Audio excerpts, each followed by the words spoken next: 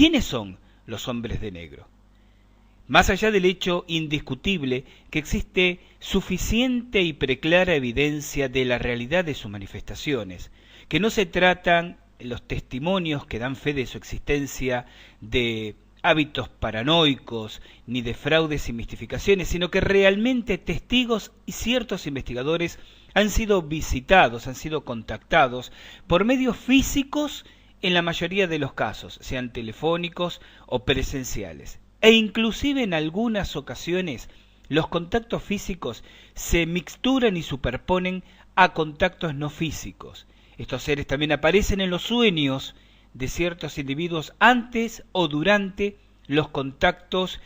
cara a cara a los que nos referíamos anteriormente. Muchos episodios pueden referirse, cualquiera que haga una búsqueda por internet o acuda a la abundante bibliografía existente, encontrará largos listados de testimonios de personas que relatan estos encuentros. Pero antes de empezar a hipotetizar sobre el qué son, de dónde vienen, por qué lo hacen, es necesario realzar ciertos matices de su comportamiento. Porque de alguna manera, en esos detalles de conducta, en esos matices, como dije, de comportamiento, puede estar significada una clave para entender su verdadera naturaleza. Dado que no se trata simplemente de gente con una vestimenta oscura o militar o pseudomilitar que trata de intimidar a testigos investigadores, sino que presenta ciertas características tan absurdas, tan contradictorias, tan flagrantemente ridículas en algunos casos, que uno tiene que pensar que hay un verdadero porqué detrás de esas contradicciones. ¿A qué nos estamos refiriendo? Citemos algunos casos tomados al azar. Individuos que aparecen con uniformes militares, pulcros, impecables, como recién tomados en un taller de confección, pero que en todos los casos corresponden a uniformes que se usaron entre 15 y 20 años antes del momento de la aparición.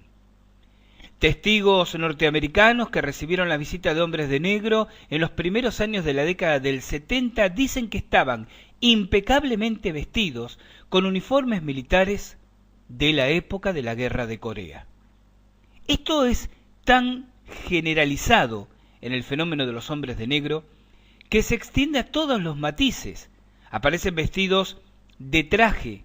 pero el corte de los trajes, el corte de su vestimenta, pese a que la misma parece recién sacado del sastre,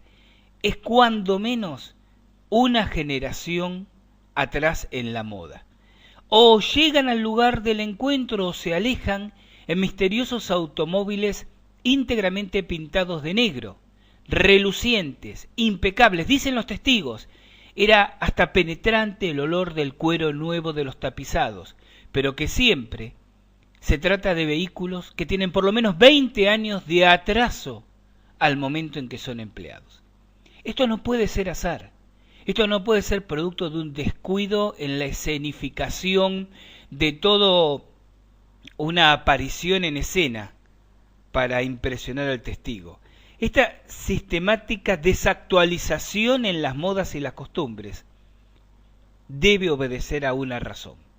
porque básicamente toda conducta, y esta regla es válida en la Tierra o en cualquier punto del universo, toda conducta tiene una motivación y un fin. Toda conducta, esta es la regla elemental de la psicología, tiene un porqué y un para qué. Aún la conducta de hipotéticos extraterrestres, si de esto se tratare, tendría un porqué y un para qué, y eso es en lo que vamos a tratar de sumergirnos paulatinamente. Decíamos entonces que estas entidades tienen como característica inicial, pero no única,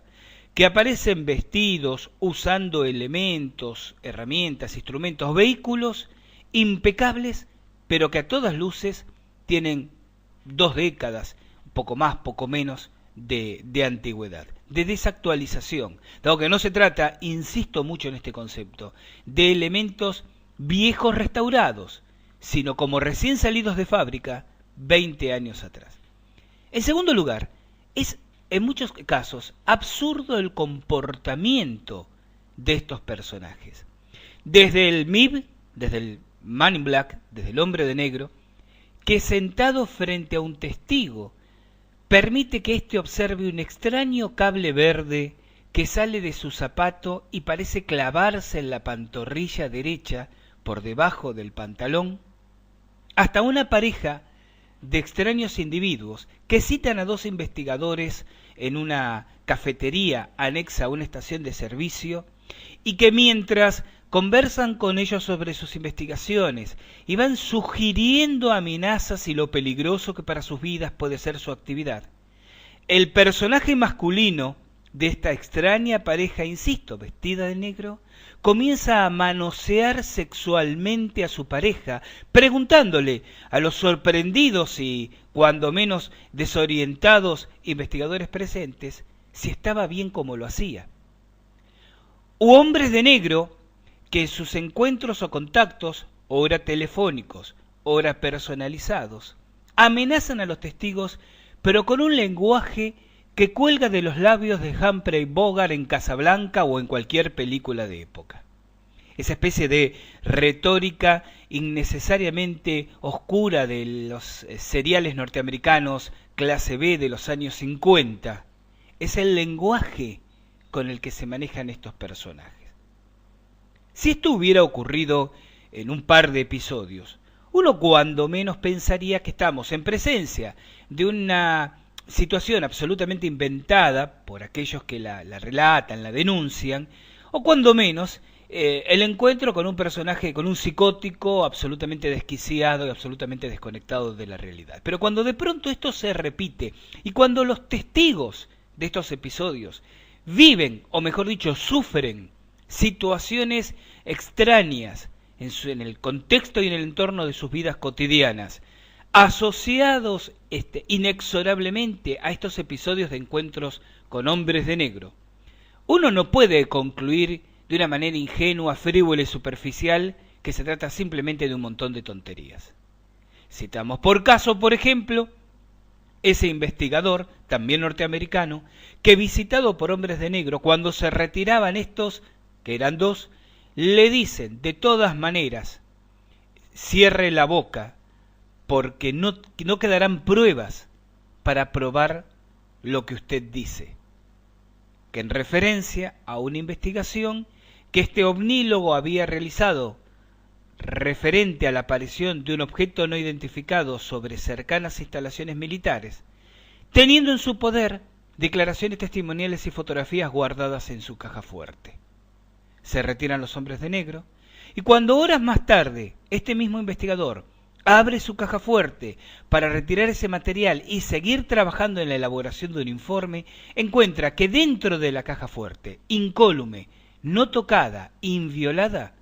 todas las pruebas se habían carbonizado y estaban reducidas a cenizas. Lo cual nos catapulta a una faceta interesantísima del extraño misterio de los hombres de negro, que nos remite a la fenomenología paranormal,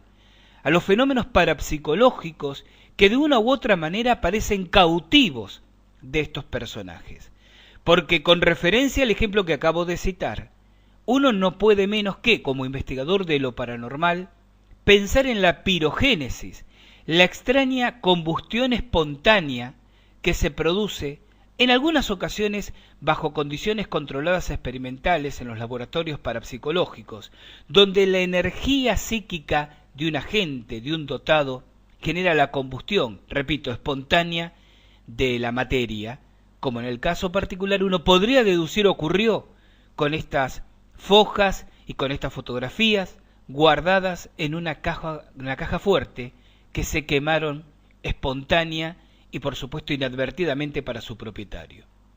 O las materializaciones o desmaterializaciones de estos personajes que aparecen de pronto en el interior de la vivienda de un testigo con todas sus puertas y ventanas al exterior perfectamente cerradas, o que se desmaterializan cuando piden permiso para pasar al baño y por supuesto no tienen ninguna abertura por donde escapar. O el extraño comportamiento de objetos físicos, si uno piensa en telequinesis y psicoquinesis, que se producen en el contexto de la entrevista con el Hombres de Negro. Las luces que aumentan la tensión eléctrica y los bulbos de luz, los focos de luz se queman, o las luces que caen, o aparatos eléctricos y electrónicos que en presencia de los hombres de negro se encienden espontáneamente. ¿Quién puede evitar recordar, por ejemplo, una de las escenas iniciales de la ya clásica y ontológica película Encuentros cercanos del tercer tipo, donde Barney, el pequeño niño que es luego abducido por estos extraterrestres, descubre, azorado y sorprendido y excitado, una noche que en su vivienda, la que comparte con su mamá, todos sus juguetes mecánicos se encienden espontáneamente, lo mismo que el televisor y las luces, instantes o minutos previos a la abducción extraterrestre. Pero si de pronto este tipo de fenómenos, digo, el encendido de aparatos electrónicos, el movimiento de objetos físicos, lo quitáramos del contexto de la aparición de un ovni, o lo quitáramos del contexto de la manifestación de un hombre de negro, y lo proyectáramos, lo ubicáramos, por ejemplo, en un entorno familiar cotidiano, lo interpretaríamos desde una óptica limitadamente parapsicológica y totalmente ajena a la ovnilógica, y este es uno de los errores sistemáticos que cometen y que hemos cometido en el pasado los investigadores de objetos voladores no identificados, cuando creemos que lo ovnilógico es absolutamente ajeno, no tiene nada que ver de lo parapsicológico, sin descubrir que hay una extraña concordancia y tal vez una fuente común detrás de las dos fenomenologías.